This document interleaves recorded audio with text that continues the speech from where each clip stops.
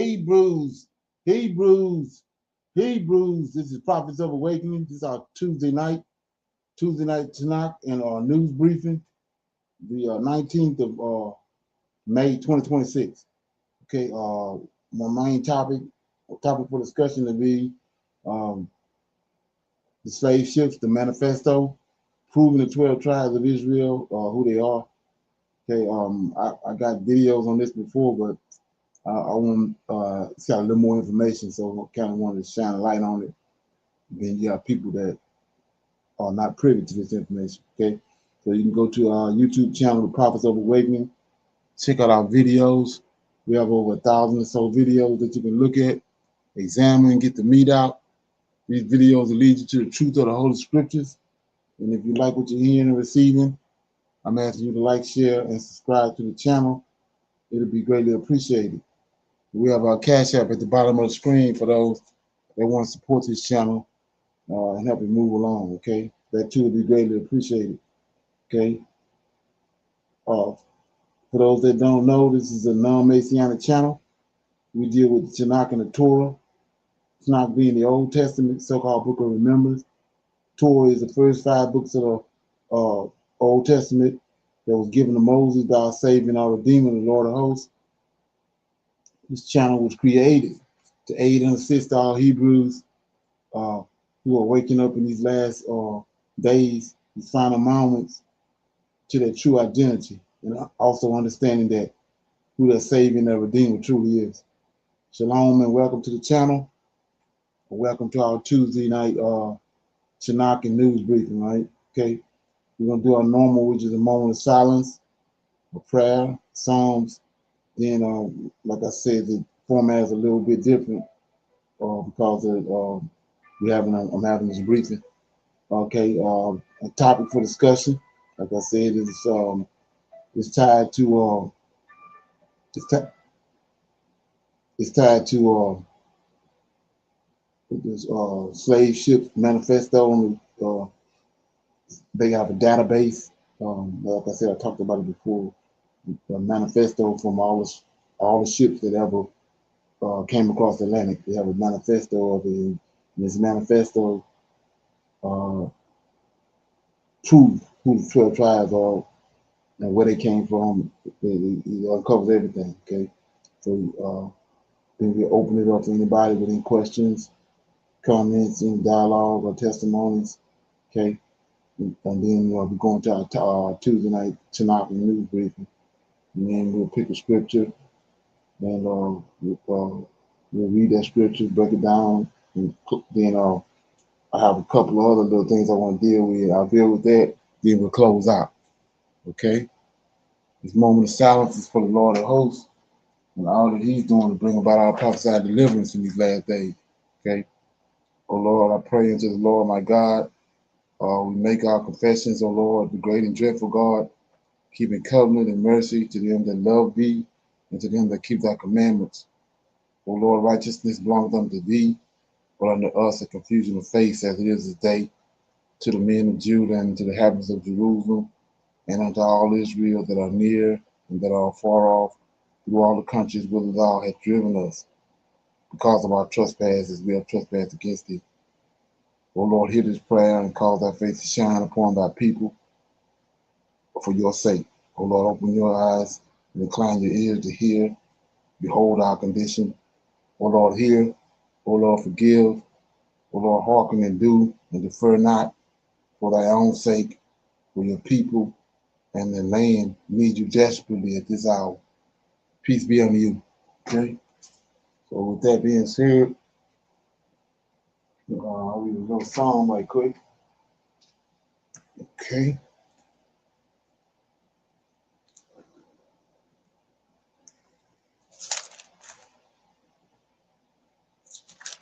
Okay, I'll read Psalms 10. It's a prayer for the overthrow of the wicked.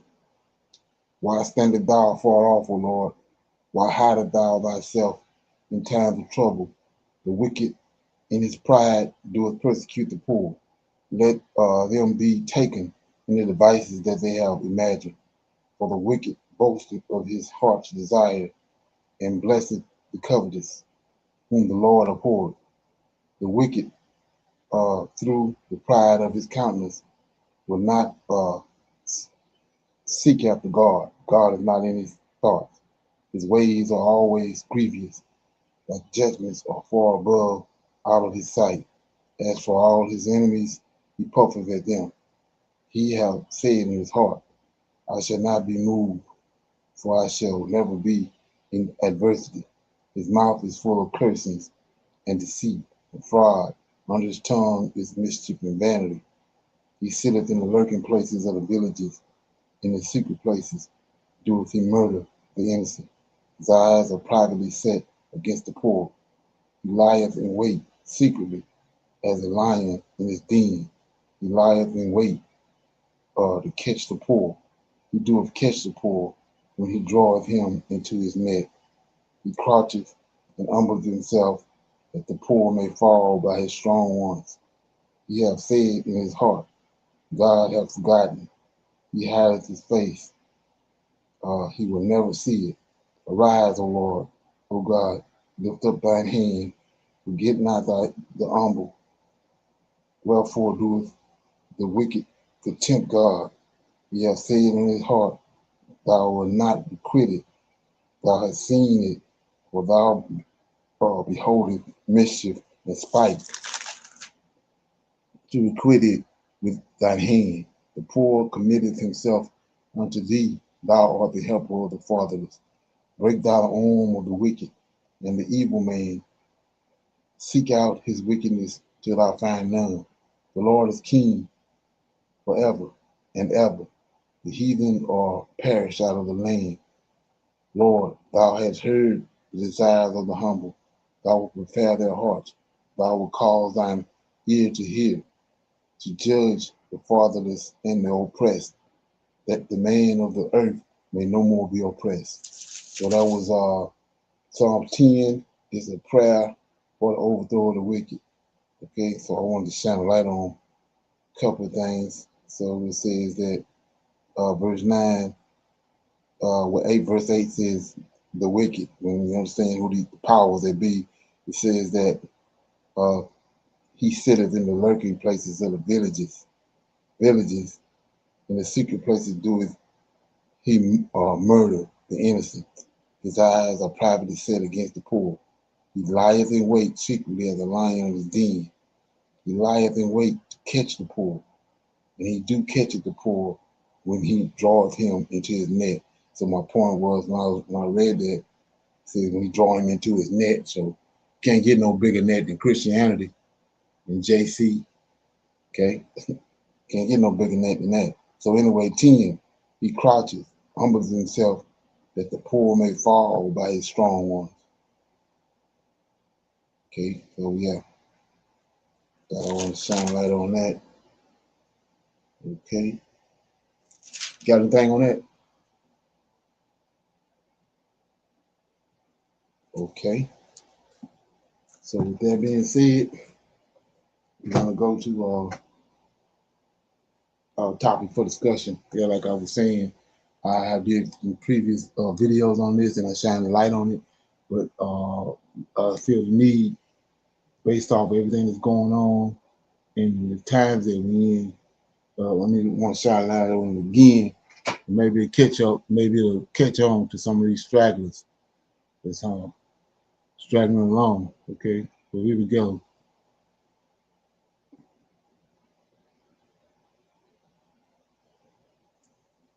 Okay.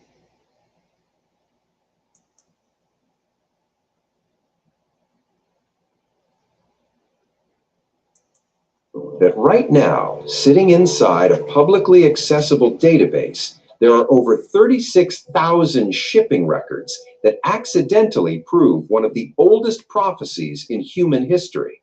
Not interpreted, not symbolically, literally, geographically, name by name, port by port. I'm not talking about a religious claim. I'm talking about coordinates, ship logs, colonial cargo records that European governments themselves compiled over 400 years and never meant to be read the way we're about to read them today. Here's what most people don't know. Before Africa was carved up into countries we recognize today, before Ghana, Nigeria, Benin, Angola, that coastline had different names, names that appear in ancient texts, names tied to specific peoples, specific territories, specific bloodlines.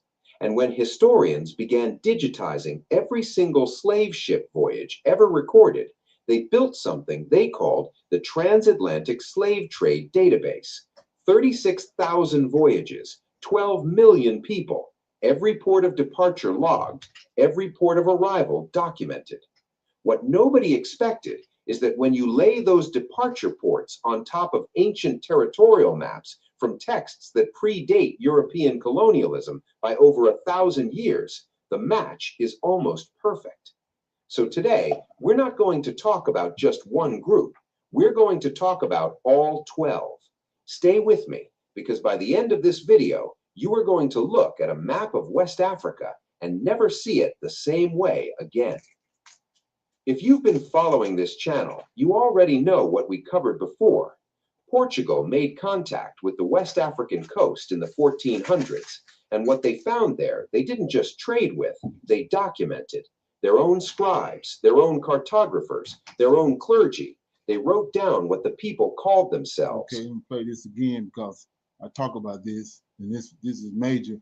So he said Portugal. Check it out. Hold up. Let me get it. And when historians began digitizing, so he said that Portugal wrote up was the one doing all this. So when you understand that in 143 BC, the Israel, that's when Israel left and went on the west coast of Africa. Okay, and then Herod and his lineage was given safe passage. They was the ones that was in Israel from 143 to 70 AD. In 70 AD, Titus and Vespasian ran them out, gave them safe passage to Spain and Portugal. Very few people understand it, so check it out. Every single slave ship voyage ever recorded, they built something they called the Transatlantic Slave Trade Database. 36,000 voyages, 12 million people, every port of departure logged, every port of arrival documented. What nobody expected is that when you lay those departure ports on top of ancient territorial maps from texts that predate European colonialism by over 1,000 years, the match is almost perfect. So today, we're not going to talk about just one group. We're going to talk about all 12. Stay with me, because by the end of this video, you are going to look at a map of West Africa and never see it the same way again. If you've been following this channel, you already know what we covered before. Portugal made contact with the West African coast in the 1400s, and what they found there, they didn't just trade with. The Edomites, Portugal. They documented. Their own scribes, their own cartographers, their own clergy. They wrote down what the people called themselves. They wrote down what the land was called. They drew it on maps. One of those maps, and I've shown this in a previous video, labeled a coastal region of West Africa as Judah, sometimes spelled Jada, sometimes Ouida. The people living there were called by names that traced back to a Semitic-speaking culture. Now, here's where the story got complicated. Over the next 3 centuries, a massive transformation happened in Europe. The identity of Israelite or Hebrew was slowly transferred culturally, politically, theologically to groups of people in Eastern Europe and the Middle East who had converted to those religious traditions centuries earlier. This is a documented historical process. Historians like Arthur Koestler wrote entire books about it. We are not here to argue that debate today. What we are here to do is ask a question that nobody seems to be asking. If Judah was on the West African coast, and we've established that, then what happened to the other 11 territories? Because here's what you need to understand about ancient Israelite civilization. It was never just one tribe. They were 12, and according to their own texts, each one had a specific geographic assignment, a specific land, a specific portion of the world. So if Judah was in West Africa, where was Benjamin? Where was Simeon? Where was Ephraim? That is the question we are answering today. And the answer comes not from a religious text, it comes from a colonial shipping database. Let me show you how this works. Here's something most Western Bible readers don't know. The Ethiopian Orthodox Church has used a version of Scripture for over 1,700 years that includes texts not found in the standard Protestant or Catholic Bible. One of those texts is called the Book of Jubilees. It's also sometimes called the Little Genesis. The Book of Jubilees is not a fringe document. It was found among the Dead Sea Scrolls. It is considered one of the most important surviving texts of Second Temple Judaism. Scholars date its composition to somewhere between the 3rd and 1st century BCE, making it older than most of the New Testament. And chapters 8 and 9 of that book do something extraordinary. They lay out a detailed geographic division of the known world and assign specific regions to the descendants of Noah, and within those descendants to specific tribal lines that later tradition associates with the 12 tribes. Let me give you some specific examples. The territory associated with Judah in ancient geographic tradition aligns with the Bight of Benin and the coastal region that Portuguese maps labeled Judah or Weda. We covered this, established. The territory associated with Benjamin sits just east of that, along what colonial records called the Slave Coast, stretching into what is now southeastern Benin and western Nigeria. The territory associated with Levi aligns with regions around the Bight of Benin proper, the area known in slave trade records as the primary loading zone for that stretch of coastline. And the territories of Ephraim and Manasseh, the two sons of Joseph, align with regions further south along the Central African coast, including areas around modern-day Angola and the Congo River Basin. Now, I want to pause here and be clear about something, because I know some of you are already typing in the comments. We are not claiming that every single person taken from West Africa belonged to a specific biblical tribe. We are not claiming this is settled history. What we are doing is laying out a hypothesis, a historical and geographic hypothesis, and asking whether the data supports it. And the data is interesting, very interesting. What do you think? Does the geographic alignment feel like coincidence to you? Drop your answer in the comments below. This is the part where we open the database.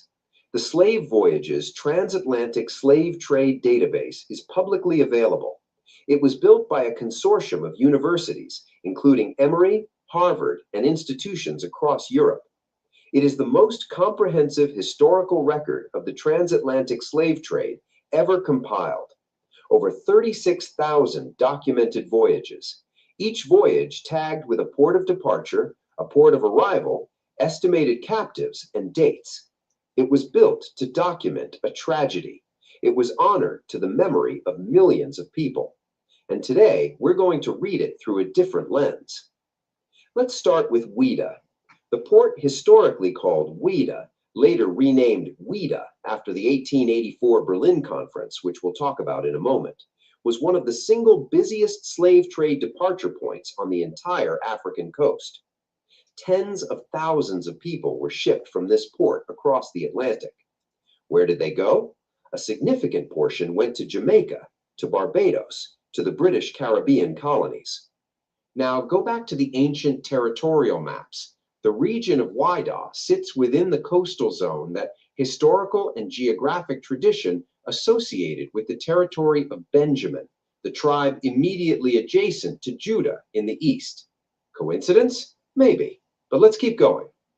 The port of Bonny, located in the Niger Delta. Today, we call it in modern Nigeria, near the city of Port Harcourt. In the transatlantic database, Bonny is listed as one of the largest departure points in all of Africa, and the primary destination for enslaved people departing from Bonny? Brazil, specifically the Brazilian states of Bahia and Pernambuco. Now, look at the ancient geographic assignment again. The region of the Niger Delta and the surrounding coastal zone aligns in the Jubilees framework with the tribal zone of Simeon, the second son of Jacob. And the tribe of Simeon, in ancient tradition, is associated with a people who would be scattered and dispersed even among their own brothers. Are you starting to see the pattern? Let's go further south. The port of Luanda, Angola, one of the largest slave trade ports in all of human history. Millions of people departed from this single location over the course of 3 centuries. The primary destination from Luanda, the Spanish Caribbean, Cuba, Puerto Rico, parts of Mexico and Peru. And the ancient territorial alignment? The region around the Congo River Basin and the Angolan coast is associated in the Jubilees framework with the tribal zone of Ephraim, the son of Joseph, who in ancient prophecy was described as becoming a multitude of nations. Ephraim, a multitude of nations, scattered across Cuba, Puerto Rico, the Spanish Main, the Viceroyalty of Peru. Now, here's the question I want you to sit with. Is this a reading that we're forcing onto the data, or does the data suggest it independently? Because here's what makes this different from a typical religious argument. We did not start with the conclusion. The conclusion is what the geographic coordinates point to when you lay 2 independent data sets on top of each other. One data set is ancient. One data set was compiled by 19th and 20th century European academics who were not trying to prove anything about the Bible. And yet, they match. Tell me in the comments, which of these port connections surprised you the most? Bani to Brazil, Luanda to the Spanish Caribbean, or something else? Now, let's talk about 1884. In November of 1884, the major European powers gathered in Berlin: Germany, Britain, France, Portugal, Belgium, and others. The stated purpose was to formalize the rules of colonial acquisition in Africa and to divide the continent in an orderly way. This is what historians call the Berlin Conference, or sometimes the Congo Conference. It produced the General Act of Berlin in 1885, and what that act did, in practical terms, was redraw the entire map of Africa, not just the political borders, the names. Here's what most history classes don't teach you. Before the Berlin Conference, the West African coastline had a very different set of names, names that had accumulated for 4 centuries of contact between African peoples and European traders, missionaries, and navigators, names that reflected what the people who lived there called themselves and their land: the Slave Coast, the Gold Coast, the Grain Coast, the Ivory Coast. These were the names used on every map, every ship manifest, every colonial document for hundreds of years. And Whydah, the port of Whydah, which appears on maps going back to the 1600s, sometimes labeled with a remarkable variant spelling, Judah, a direct linguistic link to the ancient name of Judah. After the Berlin Conference, the renaming process accelerated dramatically. Whydah became Ouidah, a Frenchified spelling that obscured the original phonetic root. The Slave Coast became Dahomey, named to an inland kingdom that was then used to define the entire coastal region.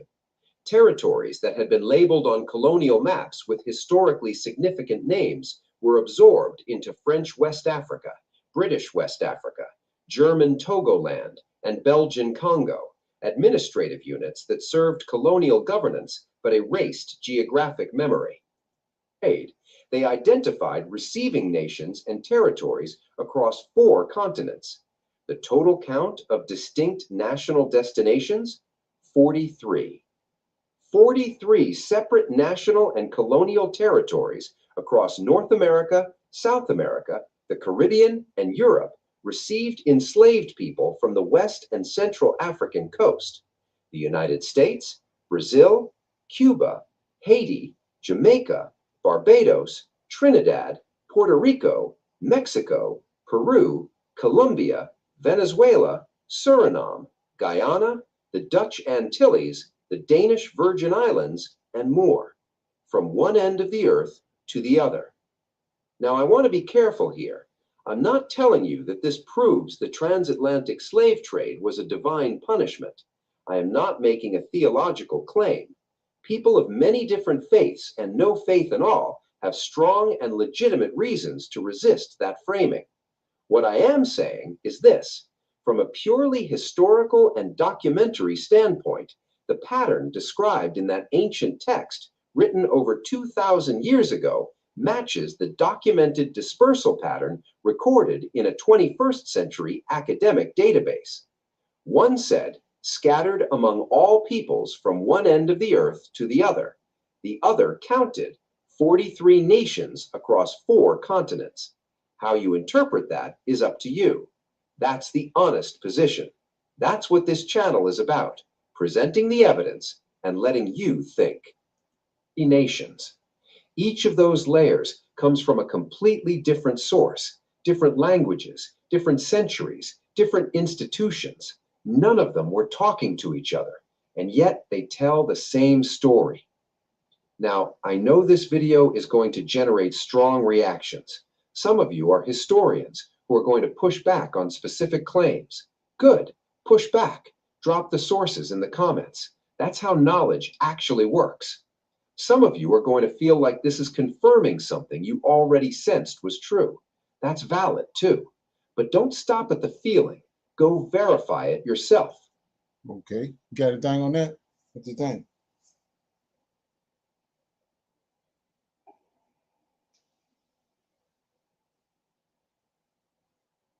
Okay, so with that being said, it do you anybody that's listening to this, it do you good to watch the video, because pictures worth 1,000 words. It's called, the name of the video is "They Scattered Them, the Slave Ships Manifesto Proving 12 Tribes of Israel." Like I said before, when you understand the bigger picture, that if you would like to, if you understand the bigger picture, you can see that, all the stuff fits in place. When you put all the information together, it's shocking. So yeah. So like I said, the name of this video was "They Scattered Them, the Slave Ships Manifesto Proving the 12 Tribes of Israel." Okay. So with that being said, I'm gonna go ahead and go to. I have some questions. I'm gonna open it for some questions and comments and dialogue. But I think nobody is here. I'm the only one here. So we'll keep going. On Tuesday night, I will just go into the briefing. This is our Tuesday night TANAK and news briefing. And what I do is on Tuesday nights is being with everything that's going on and understanding where we at when it comes to prophecy and the times that we're in. I'm connecting the Tanakh with news events, current events, and with end time prophecies. That way, people get a better sense of where we at and the sense of urgency that is on the world, right, in the Most High's hand. Okay, so my first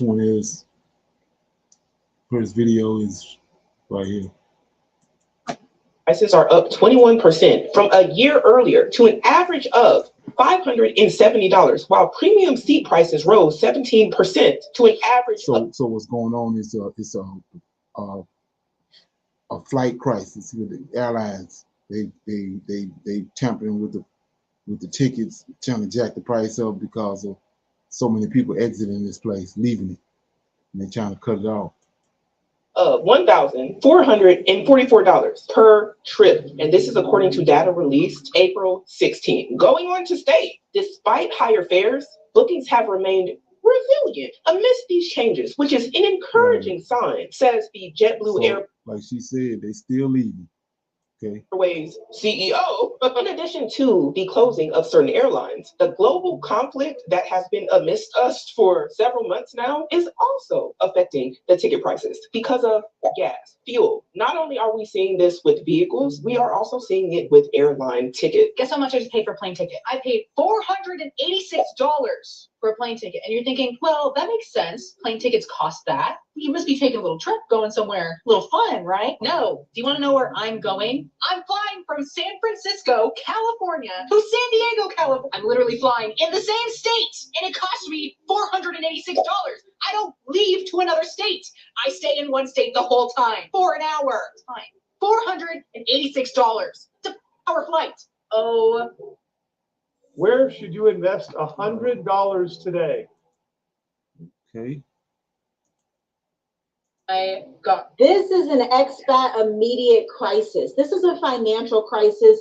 This is an American airline economy crisis because ever since Spirit Airlines closed down, and maybe even a little bit prior to that, the prices of domestic flights in America have been unhinged. I mean, it's to the point that it's actually more affordable to just travel within Africa, which is unheard of because Africa is notoriously more difficult and expensive to travel. But wait until you listen to this full video. As you have heard, these flight rates are crazy. The CEOs of these companies, Delta, all the different Southwest Airlines, everybody, they're like, listen, the consumers are resilient. We're going to continue to increase the price. Right now, flights from Ohio to Indiana, which is literally a 3-hour drive, that we would take all the time as children in the summer, literally 3 hours by car, about maybe 45 minutes to an hour by plane, if not less, is $800. I can literally fly from Mauritius to Spain for $400. This is a huge issue. Leave a comment down below. Let us know what you think. And is this going to get better? Like, is there a world where the flights get cheaper in America? Or is this the great lockout, the great lockdown, where Americans won't be going anywhere or doing anything? Man. Make sure you like the video. But the most important thing is make sure you listen. Because we've been saying this every time we talk about flights, every time we talk about oil prices rising and stuff like that. And, it's going to hit the American people, the American citizens, the worst. We just saw Spirit Airlines shut down. And then they were talking about they going to cut back on flights in O'Hare, right? International flights. O'Hare, Chicago. So that means that, domestic flights is going to be more expensive. And it's crazy that we say these things and then it happens Quickly. And so for me, it's like, yes, it's going to be more expensive in America, but now the script is flipping. So Africa is probably going to be more or less expensive flying than America. So that's something to think about. This is why we say sooner the better. If you keep waiting, it's just going to be a higher cost of every single thing. Yeah, the longer you wait, the more expensive it gets. The longer you sway between one decision and another, the longer you're confused, the longer you're like, I don't know if this is going to work, the more pricey and expensive it gets for you. If you're an expat who already pays attention to flights, you know that you need to book between 1 a.m. and 4 a.m. in the morning, use a VPN, you do your proper research. It's going to be more difficult for Americans because if you take your counterpart Europe, on the continent of Europe, you can go from Spain to Portugal to France. Probably you could even get over towards like Albania and those places by bus, by train. They're not overly reliant on the flights the way that America is. In Africa, there are places you can go. You can drive from Tanzania to Kenya, Kenya to Ethiopia. You can travel from South Africa to Botswana to Namibia, Namibia to Angola. You can go and just travel like that instead of having to do it by plane. But Americans are like, no, we're going to pay that higher price. Now that Spirit Airlines is gone, there is no more competition to the bottom. Yeah. Because Spirit was known for cheap flights. Economically, it's obviously of a success story or of a positive outlook for these companies, for Delta, for Southwestern. They're like, oh, great, we found a solution for the gas prices. Americans are still willing to pay. But unfortunately, if your flight is less than 4 hours, you won't be getting water or snacks. So you better eat before you go. No, just a couple. Okay, a couple. Yeah, a couple. Wow. A married couple. And it's just like, man, I can't imagine been there with my family. So yeah, so when you understand who we are and where we are and where we are with, and when it comes to prophecy, all this stuff start adding up. This is not a coincidence right here. Okay. Okay. So with that being said, let's go to the next video.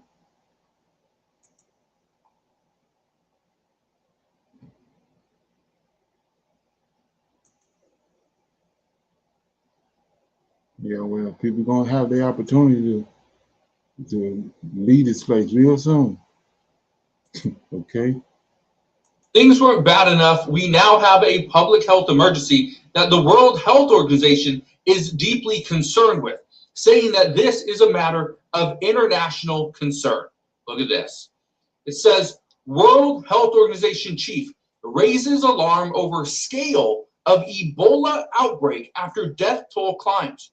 And we now know that an American has tested positive for Ebola. I want to show you what's going on. Look at this right here. It says American test positive for Ebola. U.S. to screen travelers at airports. It says health experts are growing increasingly alarmed about the outbreak, arguing that cases have been spreading undetected as public health authorities are stretched thin. That's extremely alarming. And here's the reason why this is such a concern for the American people. In less than 1 month, the United States, Canada, and Mexico will be hosting the FIFA World Cup for 2026. This is one of the largest sporting events ever. Here's the concern. The city of Houston will be hosting Congo. Okay? They will be hosting Congo. So now what we're hearing is that airports are going to be screening international travelers, which we are anticipating anywhere from 2 to 6 million people traveling internationally into the U.S., just the U.S. alone, okay, in the next month. That is a massive number that, according to multiple TSA officers, they are stating that that additional screening, it might not be done properly. I want to show you a few things though. Look at this. It says Ebola outbreak fuels mounting global alarm as U.S. works to relocate affected Americans. It says more than 300 suspected cases and 88 suspected deaths have been reported, primarily in Congo, but also in neighboring Uganda. Now, this isn't something that we should be too concerned with here in the United States, because normally it's difficult, okay, to see Ebola here in the U.S. It doesn't mean it's impossible, because we also thought this was a rarity when we saw COVID, or when we saw the hantavirus, specifically the Andes virus here inside the United States. And obviously, we dealt with that. It's still a little bit concerning, but it looks like we're on the tail end of that. So good news there. Now, I want to play a couple clips for you. First, listen to this one right here. World Health Organization has said this doesn't reach the benchmark, if you like, for a pandemic, let alone a global pandemic. They say this is a public health emergency of international concern, but it hasn't yet reached pandemic proportions. Okay, so it hasn't yet reached pandemic proportions, but it's an international concern here. Okay, a public health emergency of international concern. We need to be aware of what's going on. I want to show you something else though. Listen to this one right here. What we first have to recognize is that this is a potentially devastating outbreak. Compare it with the West Africa Ebola outbreak from a decade ago. So if you've been paying attention, there's 3 viruses out there. This one, you got the hantavirus and the norovirus virus. Got 3. Okay. When that outbreak was first identified, there were 40 cases, and it had been going on for weeks or months. When this outbreak is identified, there may be as many as 400 cases. It's already in 2 or 3 countries. It's in places that are very hard to access. So this is going to be really tough to manage. And that's why global Collaboration is so very important. Keep in mind what he said. It's in places that are difficult to access. I want to play one last thing for you. Listen to this. We have news right now. Houston health officials are actively preparing in advance of the World Cup, as Houston is set to host the World Cup soccer team for the Democratic Republic of Congo, where there's currently a large-scale Ebola outbreak. A lot of you have reached out about the World Cup and what the outbreak could mean. Here's what we know right now. Number one, they're preparing, not panicking. The team from the Democratic Republic of Congo will use Houston as its home base during the World Cup. Players, staff, and fans are expected to attend in the city. Now, what is complicating this is the fact that the Trump administration has recently imposed travel restrictions on foreigners coming from the DRC. So it's not fully clear just yet how it'll impact fans coming in for the World Cup, or if they're even going to be allowed in. Now, doctors in Houston told KHOU 11 that they've been preparing for this for years. They're not worried about the soccer team. They may have some more concern about fans coming in for the World Cup, but as it stands right now, they're actively preparing, and that's really important. So a lot of it. Okay. So Houston is actively preparing and has been preparing for several years. Now, were they preparing for an Ebola outbreak? Probably not. Is that probably on their list of things that could have happened? Most likely. Were they preparing for hantavirus, and not just in Houston, but everywhere here in the United States? So like I said, it's 3 viruses out there. We saw the damage that one did. Now, 2026 is 3 of them out there. Okay. So check this out. I had previous videos and previous conversations about all these bunker movies they've been showing. They've been displaying all these series, season series and movies about living in silos and bunkers. Check this out.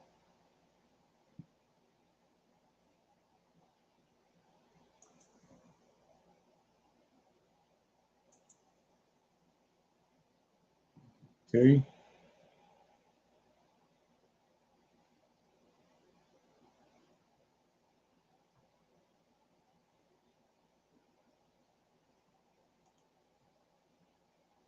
Kansas City, big enough to fit 42 football stadiums, where 2,000 people commute through 13 miles of underground streets every single day. Or that when you walk down Main Street at Disney World, you're actually on the 2nd floor, standing on top of a hidden 400,000 square foot city you were never supposed to know about. How about the fact that 200 feet under Pennsylvania, there's a limestone fortress guarding the original film reels of Hollywood's biggest movies, 400 million federal records, and its own underground highway system? Every single state is hiding something beneath the surface. Underground cities, nuclear bunkers, buried streets, and forgotten worlds. Some military, some natural, some so secret they stayed hidden for decades. This is the largest underground complex in every state. Let's get into it. Missouri, Subtropolis. Let's start with the heavyweight. Under Kansas City, there's Subtropolis, the world's largest man-made underground business complex. Carved into 270-million-year-old limestone, this place stretches 55 million square feet. You could fit 42 Arrowhead stadiums inside it.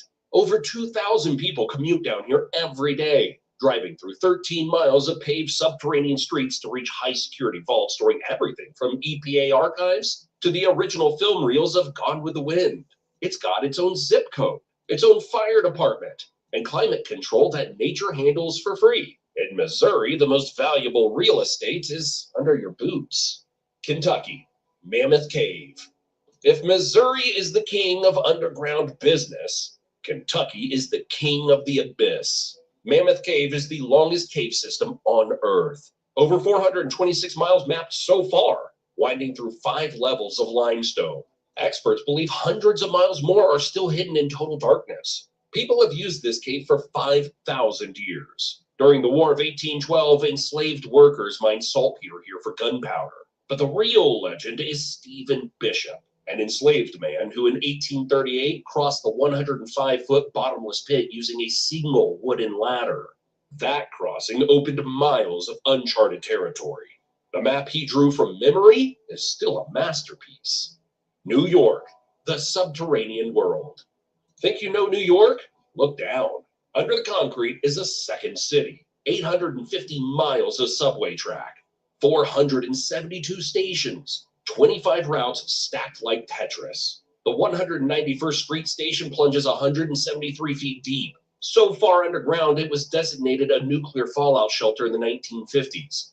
Below the subways, there's a forgotten 1897 pneumatic tube system that shot 95,000 letters a day at 35 miles per hour. Basically, a physical internet. In 2010, an 18th century ship was found 20 feet under the World Trade Center site. And right now, over 2,000 people live below the city in makeshift homes wired with electricity. New York has layers, literally. Colorado, Cheyenne Mountain Complex. Carved into a granite peak in the 1960s, this fortress sits under 2,000 feet of solid rock, built to survive a direct nuclear hit. Getting in means passing through 25-ton blast doors 3 feet thick. Inside, 15 buildings sit on 1,300 steel springs, designed to bounce up to a foot during a blast without taking damage. It has its own power plant, water supply, and yes, a Subway restaurant. For decades, it was NORAD's nerve center, watching for Soviet missiles. Most staff moved out in 2006, but don't be fooled. It's still fully operational and ready to spin back up if the world falls apart. Hawaii, Kazumura Cave. In Hawaii, the biggest underground world isn't a bunker. It's a frozen river of fire. Kazumura Cave is the longest and deepest lava tube on Earth, stretching 42 miles and plunging 3,600 feet from Kilauea slopes to the Pacific coast. Formed around 500 years ago, the walls sparkle silver and the ceiling drips with lava sickles. Molten rock frozen mid-drip into jagged stone teeth. Native Hawaiians claim these tubes are the work of the goddess Pele. Nevada, Las Vegas Underground. Las Vegas has two underground stories that couldn't be more different. In 1978, an Avon executive named Jerry Henderson built a 15,000 square foot luxury estate, 26 feet below a suburban lot. Pool, putting green, fake sky, with 1,000 lights simulating day and night. He lived there full time until 1983, convinced nuclear war was coming. Just miles away, under the strip, over 1,500 people live in a 600-mile maze of flood tunnels. Some are organized neighborhoods with salvaged beds and wall art. The tunnels stay cooler than the desert, but they're deadly. Storms can flood them in minutes at 30 miles per hour. Two undergrounds, same city, worlds apart. This has to be the most powerful smartwatch the world has ever seen.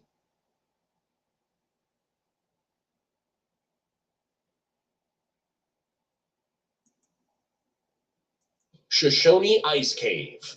Southern Idaho is fire and ice. While the desert scorches past 100 degrees, just feet under volcanic rock, there's a world that never thaws. The Shoshone Ice Cave is a 1,000-foot lava tube that acts like a natural refrigerator. Cold winter air sinks inside and gets trapped by insulating basalt, creating a glacier that stays frozen even in summer. The Shoshone and Bannock people used it to preserve bison meat for centuries. Pioneers in the 1880s used it as the town's only ice source. Nearly destroyed in the 1940s, a 1960s restoration saved this volcanic glacier. A frozen world hiding under a desert that shouldn't make any sense.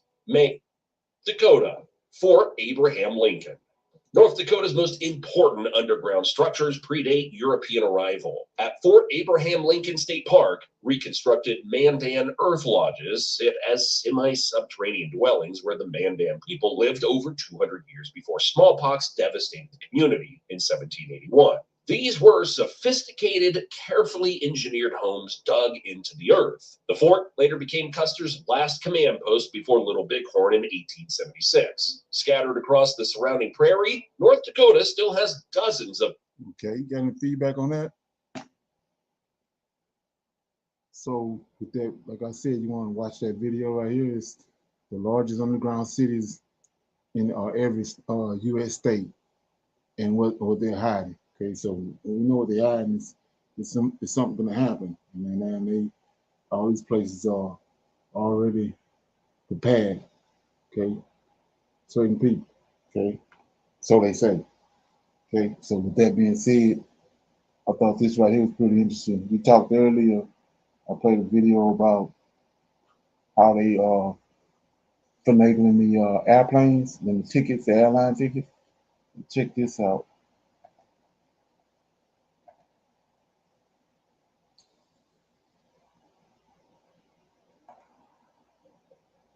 Could you be fined the moment you drive tomorrow under these new USA highway rules? Millions of drivers still don't realize the changes take effect immediately, and even a small mistake on the road could now lead to instant fines, penalty points, or serious legal trouble. The worst part is, many people will break these rules without even knowing they've changed. And once you're caught, it could affect your license, insurance costs, and daily driving freedom. So here's exactly what starts tomorrow, which drivers are most at risk, and what you need to avoid before heading onto the highway. Welcome back to USA Senior Law, your #1 trusted channel for everything you need to know about driving laws, senior rights, and legal updates that directly affect your life behind the wheel. I'm so glad you're here today, because this is not a drill. This is not clickbait. This is a real, urgent update that every single driver in America needs to hear right now. Let's get into it. The first major change that's catching drivers completely off guard involves speed limit enforcement in construction zones. Now, you might think you already know the rules. Slow down, be careful, all of that. But here's what changed. Previously, fines in construction zones were doubled only when workers were physically present. Starting now, fines are doubled at all times in designated construction zones, whether workers are there or not. Those orange signs are now enough. Enforcement officers have confirmed they will be strictly issuing fines to anyone exceeding the posted limit by even 1 single mile per hour. 1 mile per hour. That's how serious this is. If you see orange signs, treat that zone like workers are standing right next to your car. Point added to your license, and in some states, a mandatory traffic school requirement. 3 of these violations within an 18-month period can now trigger a license review. For senior drivers who are already under additional scrutiny in some states, this is something you simply cannot afford to ignore. Let me also address something that is causing a lot of confusion and fear right now, and I want to be the voice of calm and reason for you. Some of you have heard rumors about new rules requiring seniors above a certain age to take mandatory retesting. Here is what is true and what is not. There is no new federal law requiring mandatory retesting based on age alone. However, individual states do have the right to require vision tests, written tests, or driving tests during license renewal, and several states have lowered the age threshold at which more frequent renewals are required. If you are in your late 60s or older, I strongly encourage you to check your specific state's DMV website for the most current renewal requirements, because this varies widely, and it is your responsibility to stay current for that. If you found this video genuinely helpful, and I truly believe it could save you. Okay, so yeah, so now they got all kind of new driving rules and driving regulations. You know what I'm saying? I'm thinking that real soon you're not gonna even be able to cross state lines. You're gonna be confined to a certain state. That's where I look at it. I mean, when you see everything else that's going on. Okay. So with that being said, here goes something else I thought was very important. New from CNBC, Homeland Security Department of the federal government is now sending additional federal agents to assist those from DC Metro Police, Capitol Hill Police, and now presumably members of the Virginia National Guard in clearing the capital of its own people who have brought it under siege. You have to presume or assume that one of the many concerns would be that in this process of clearing, that there could be the kind of violence that could get someone else hurt. We know that people have already been hurt. Dr. William here. What is actually building on Capitol Hill is not a single dramatic moment. It is something more measured and more consequential. A sustained, documented accumulation of opposition that has not yet reached the constitutional threshold for removal, but has already made every subsequent decision more costly and every subsequent defense harder to sustain.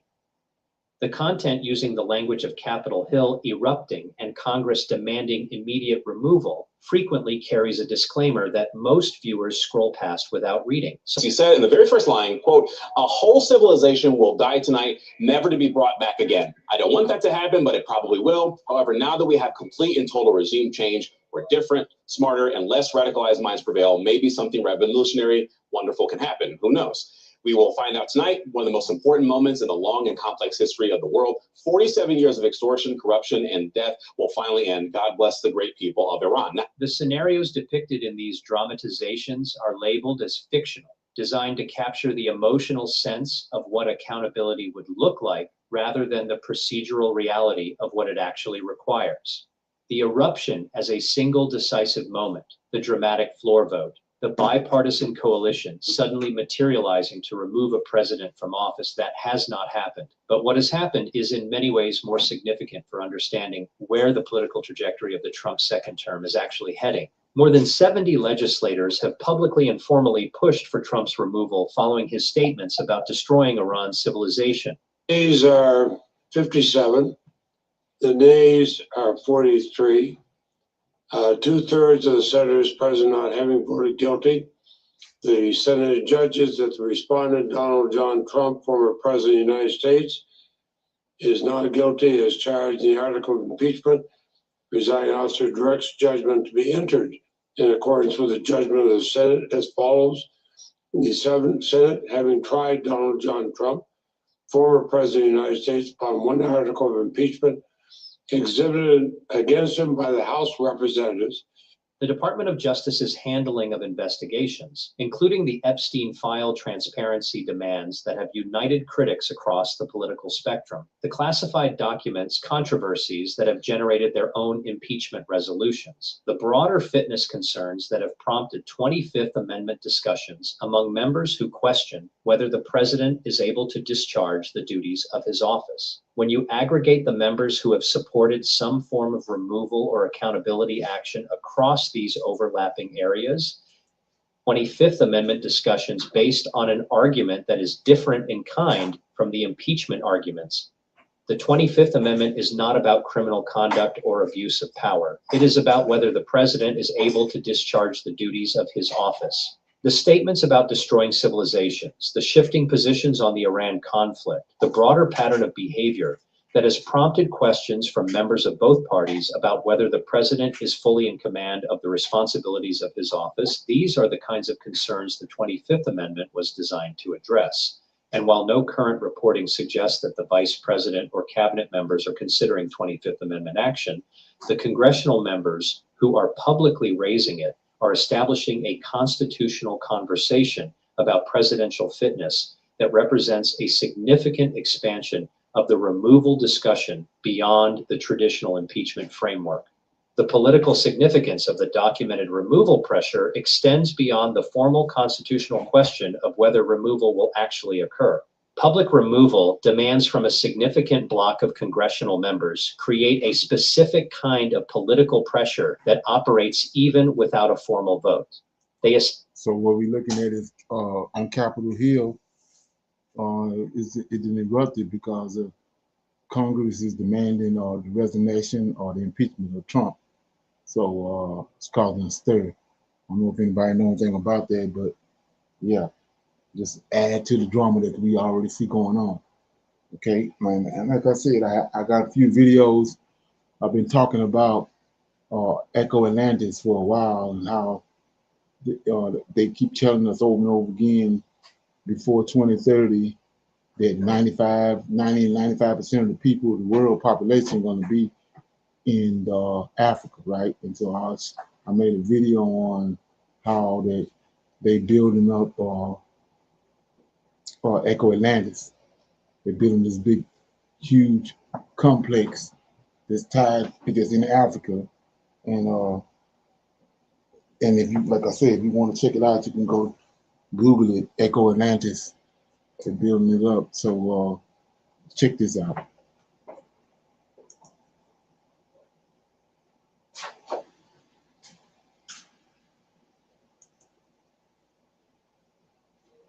This right here is major.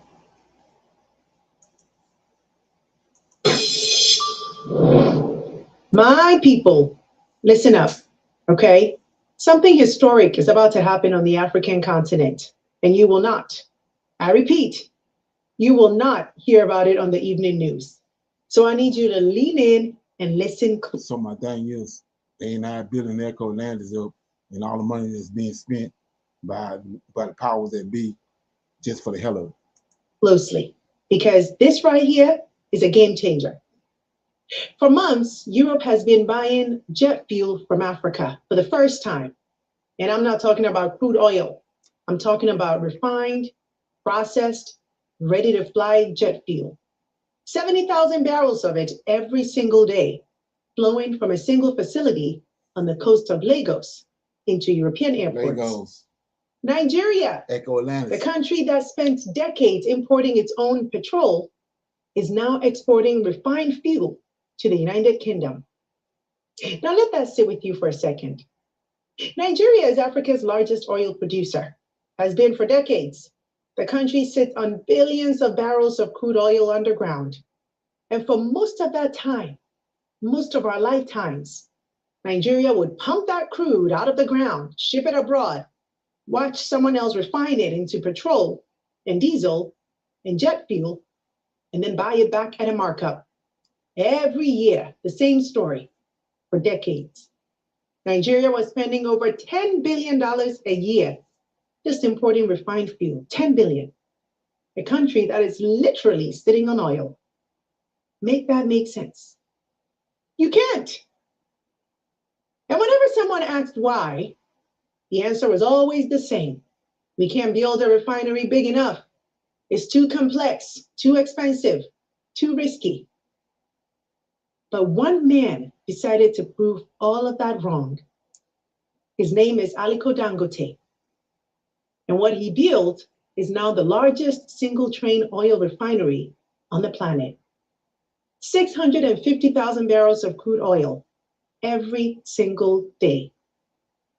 That is what the Dangote Petroleum Refinery processes. Not in a month, not in a week, per day. That's bigger than anything Saudi Aramco ever built in a single facility.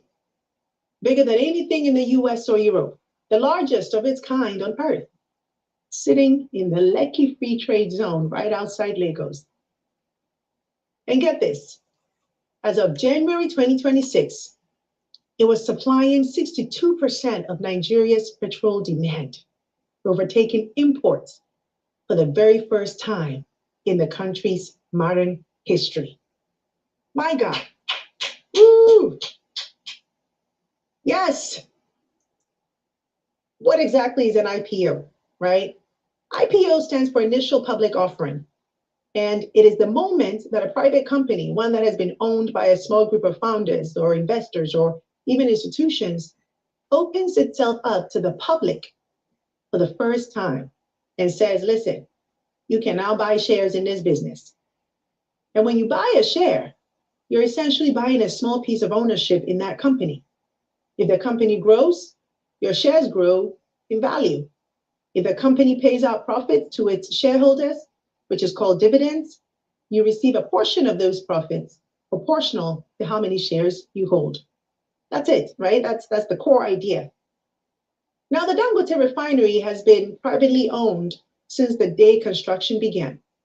Dangote built it, he financed it, he owns it.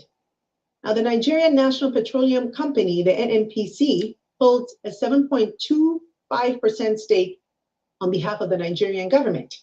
But outside of that, it has never been publicly traded until now. Now, here are the headline numbers, and I want you to hear each one very clearly. Analysts currently value the Dangote Petroleum Refinery at between $40 and $50 billion with a B. So to put that in perspective, my people, that is larger than the entire GDP of many African nations, okay? That is a valuation that would place this company amongst the most significant corporate entities on the continent. And it is expected to be, by a very wide margin, the largest initial public offering in African capital market history. Nothing listed on an African exchange has ever come close to this scale. This is not a mid-sized company doing a routine listing. This is a once-in-a-generation capital market event. And it is happening right now, in our time, on our continent. Banks are... Okay, so to me, that's another sign. We get etching closer and closer to leaving this place. So with that being said, okay, I wanted to connect a golden nugget I wanted to do before I close out. Okay, let me get it. Yeah, so like I said before, I say it all the time on this channel how the TANAK been mutilated. When if you don't know that, then something's definitely wrong. So one of the things I talk about is Ham, Shem, and Javat. They tell you that there's no sons. But when you understand how everything happened in the beginning, you got a man that was created. A man and a woman was created in Genesis 1:26. Then you go to chapter 2 of Genesis, then a man was formed. He was formed with the man. You got a man that was created, spoken into existence. Then you have the man, Adam, that was formed and made. That's why he's different. So that I call him the 6th-day man. The 6th-day man, which is Ham, is the 8th-day man. Let me show you why I call him the 8th day. Let me get that right quick. So it says, you go to Genesis chapter 2, verse 4 said, verse 4, chapter 2 of Genesis, these are the generations of the heavens and the earth when they were created, in the day that the Lord God made the earth and the heavens. Every plant of the field before it was in the earth, and every herb of the field before it grew, for the Lord God had not caused it to rain upon the earth, and there was not a man to till the ground. So we already know in 26, we already created a man and a woman. It's not the same man. You need a man to till the ground. So it says the next verse, but there went up a mist from the earth and watered the whole face of the ground, and the Lord God formed a man from the dust of the ground, breathed into his life. So this man was formed. And he's by himself. He don't have no woman. The man over in Genesis 1:26 had a woman with him. But like I said, I'm not going to go into a big deal on it. You can go back and look at the videos I got on that. And then we know who Cain is. The serpent came into the garden, cohabitated with Eve and got Cain. And then Cain was cursed. And it's only one way to get cursed. The example is to go to what happened to Mary. The melanin was taken out of Mary and left her white as snow. But because Moses and Aaron was there, they 6 days they kept a Shabbat. Then on the 7th day, the Lord, because Moses prayed for her, he returned the flesh back to her. But that wasn't so for Cain. He took the melanin out of Cain because he killed his brother, but he never returned it back to him. Okay, so we got 6-day man. He told him to go get a male and a female from all flesh and put them on the boat. He went and got a 6-day man, Ham, got his son Shem, and then you got Japhet. Let's look at that. You got Cain lineage. Here you go right here. Let me get it to you. And that's where I want to go to. I want to deal with that. So in chapter 4 of Genesis, start at verse 16, these Cain descendants. So when the time of the flood, he had to go get a male and a female from Cain descendants. That's who Japhet is. So it says, and Cain went out from the presence of the Lord, dwelt in the land of Nod, on the east of Eden, and Cain knew his wife, and she conceived and bore Enoch. It's not the Enoch from Adam. And he built a city, called the name of the city after the name of the son, Enoch. And unto Enoch And unto Enoch was born Irid, and Irid begot Methuselah. Methuselah begot Methuselah. So here go a man called Methuselah, just like over in Adam's lineage. You got two Methuselahs, right? Then Lamech, Methuselah begot Lamech. So you got a man called Lamech in Cain's lineage. You got a man called Lamech over in chapter 5 in Adam's lineage. So keep going. Verse 19. So from verse 16 to 22, this is all they give you on Cain's lineage. It says, and Lamech took unto him two wives. The name of one was Ada, and the name of the other was Zillah. Ada bore Jubal. He was the father of such as dwell in tents, and such as have cattle. And his brother name was Jubal. He was the father of all such as handle harps and the organ.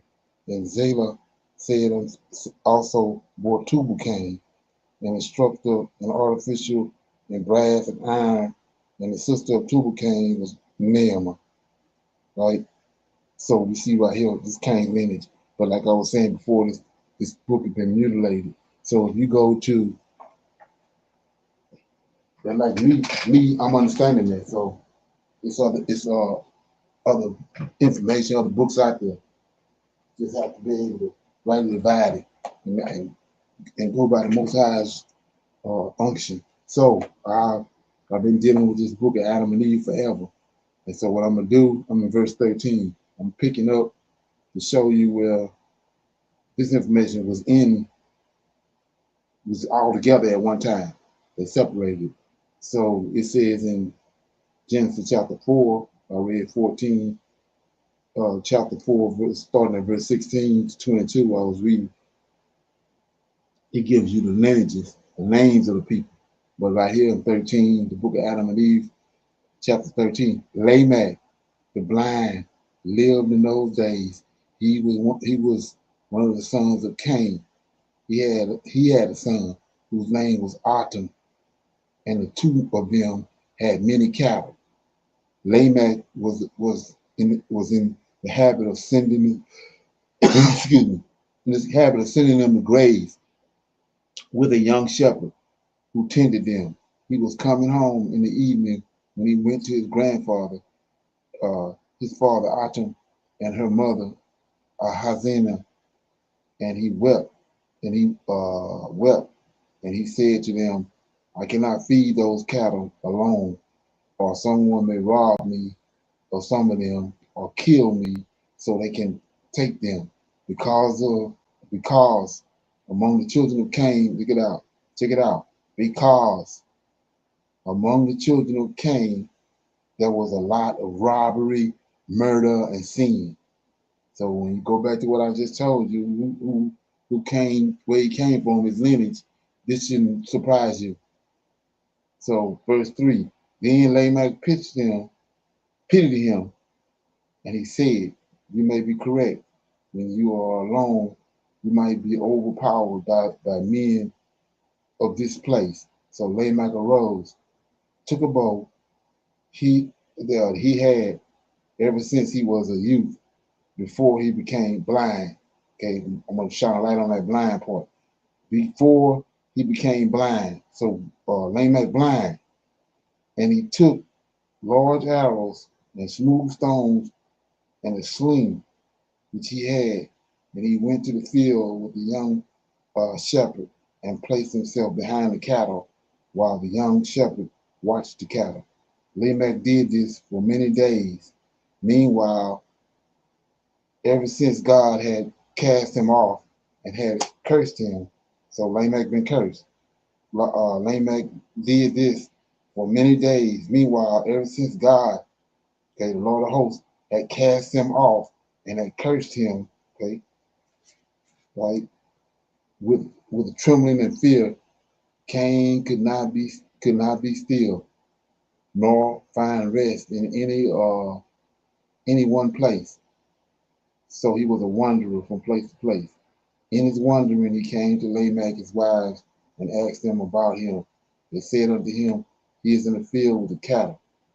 Then Cain went to look for him, and as he came into the field, The young shepherd heard the noise he made, and the cattle herders together in front of him. Then said he to Lamech, "My lord, is that a wild beast or a robber?"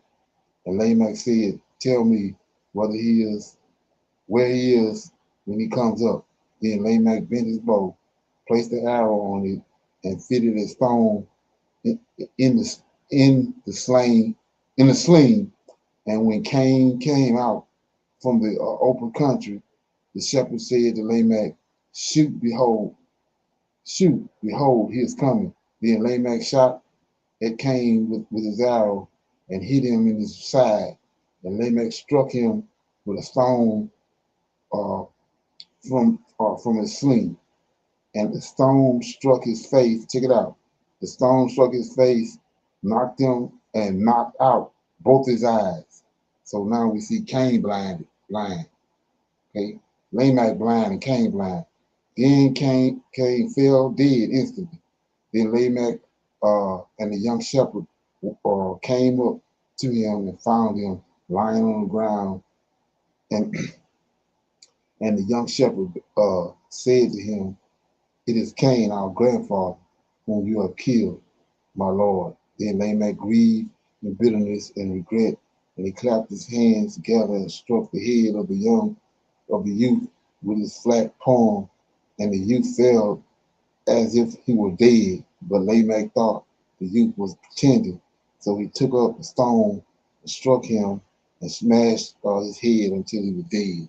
So we see right here in the story, you would say, well, what's the deal? So we see right here in the story, because Lamech was cursed and because Cain was cursed, both of them ended up being blind. But Cain killed Abel with a stone. And notice this how he died. He died with a stone. And not only that, the young Lamech killed the other young man with a stone. Okay, so I I find it to be very interesting. So, but my thing is, I'm gonna go. That was chapter 13 out of the book of Adam and Eve. So I'm now over in chapter 20. Okay, and like I said, all I'm reading is what was taken out of the book. It's because once you write it about it, you can see this stuff was at one time in the book, tied to Cain. Okay, because it'll give a strong understanding of who Cain is. It says right here on chapter 20, book of Adam and Eve, after Cain had gone down, so this is right after Cain left. He was kicked out, he killed Abel. After Cain had gone down to the land of dark soil, and his children had multiplied, there was one of them whose name was Tubal, son of Lamech, the blind. There you go, Lamech blind again. The reason I'm showing you this is because it tells you in 2 Samuel when David fighting against the Canaanites, which are descendants from these fallen angels. David says David's soul hated the lame and the blind. So being blind ain't got nothing to do with the Creator. It's a judgment. That's one of his ways of judging somebody. If they blind, it's something that went down. But anyway, so it says the name Tubal came, Lamech the blind, who he slew Cain. Satan came to Tubal in his childhood and made a variety of trumpets and horns and stringed instruments, cymbals, pastries, lyres, harps, flutes, and Tubal played them at all times and at every hour. And when he played them, Satan came to them so that, remember these the Satan children, and when he played them, Satan came to them so that from among them were heard beautiful and sweet sounds that seized the heart with delight. Then he gathered many crowds to play on them, and when they played, he greatly pleased the children of Cain, who fanned themselves to flames of sin among themselves, and they burned with fire, while Satan inflamed their hearts with one another, and lust increased among them. Satan also caught Tubal and taught Tubal to make strong drink of corn And Tubal used this to bring together crowd upon crowd and houses of drink. And he brought into their hands all kinds of fruit and flowers, and they drank together. Tubal did this to multiply sin greatly. He also acted with pride and taught the children of Cain to commit all manner of gross wickedness, which they did not know until then. And he put them up at and he put them up to all kinds of deeds which they did not know before. Then, when Satan, I'm reading this for a reason. Then, when Satan saw that they obeyed Tubal and listened to him and everything he told them, he rejoiced greatly, and he increased Tubal's understanding until he took iron and with it he made weapons of war. Then, when they were drunk, hatred and murder increased among them. One man, check it out, one man would use violence against another, and Satan would teach him evil that one man would take the other man's children. Check it out. This is where this child sacrifice, all this came from. One man would use violence against another. Satan would teach him evil, and one man would take another man's children and defile them before him, so that have sex with them. Okay? And when men saw that they were vanquished and saw others were not beaten, those who were beaten came to Tubal and took refuge with him, and he made them part of his group. Now here you go. Then sin increased among them greatly until a man married his own sister or daughter or mother or other, or the daughter of his father's sister. So this is opposite of Leviticus chapter 18, so that there was no more distinction of relationship, and they inbred, and they could no longer discern what was sin and what was not, but always were wicked, and the earth was defiled with sin, and they gathered God and the anger of God, and they angered God, the judge, who had created them. But Tubal gathered together all groups, and they played on horns and all the other instruments, which other instruments we have already mentioned at the foot of the holy mountain. They did this so that the children of Seth who were on the holy mountain would hear it. So when you understand this is what Cain's descendants was doing before the flood. So we know that after the flood, Noah got drunk off the wine and went to sleep. And what they tricked us off at is that a man's nakedness is his wife, not his nakedness, not he naked. A man's nakedness, to uncover a man's nakedness is to uncover his wife, to sleep with his wife. So who you think it is that slept with Noah's wife? Right here. This is what Japhet was doing before the flood. This ain't none of Noah's son. Noah was commanded to get a male and a female of all flesh. He had to get a male and a female from the 6-day man. He had to get him. He had Shem, his son, and then he had Cain's descendants. He had to get a male and a female. So when Noah they got off the boat. Japhet, with his family and lineage had been doing all along, he picked back up as soon as they got off the boat. That's where Canaan come from. Canaan ain't just pop out of a soda machine. He didn't get on the boat. Where he came from? He came from the cohabitation of Japhet cohabitating with with Noah's wife. That's what came. When Noah woke up, he saw what he had done, and he cursed the seed, Canaan. And like I say, you fumble with it or whatever you want to do with it. You can't. Once you look at that and you see it, you can't get out of it. It's no other. It's no other explanation. Like I said, you can't get no baby just pop up out of nowhere. Like these Gentiles tell you a stork brought it. No, you get a baby from cohabitation. Same in the garden. Where Cain come from?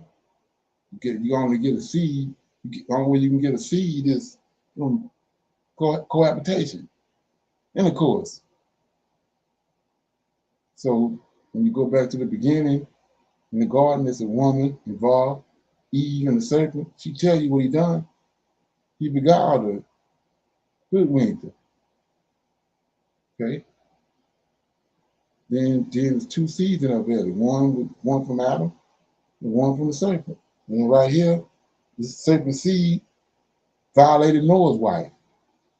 You got Canaan. When you rightly divided.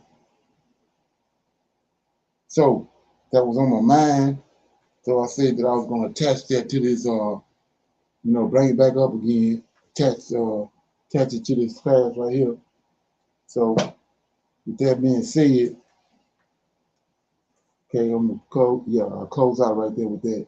I'm gonna say shalom, shalom, and another shalom. I see everybody tomorrow for reading through the Tanakh. Okay, shalom. Shalom. I highly recommend that you get this book and you read it because it's a must that you understand who God head is in the order that's in the Old Testament in Tanakh, because it's not the same as in the New Testament. And when you read this and you get an understanding, then the scriptures open up and then you begin to understand. So I highly recommend that you get this book. It's the Elohim of Israel. And it's a breakdown on the word Elohim and who the God of Israel is and the Godhead.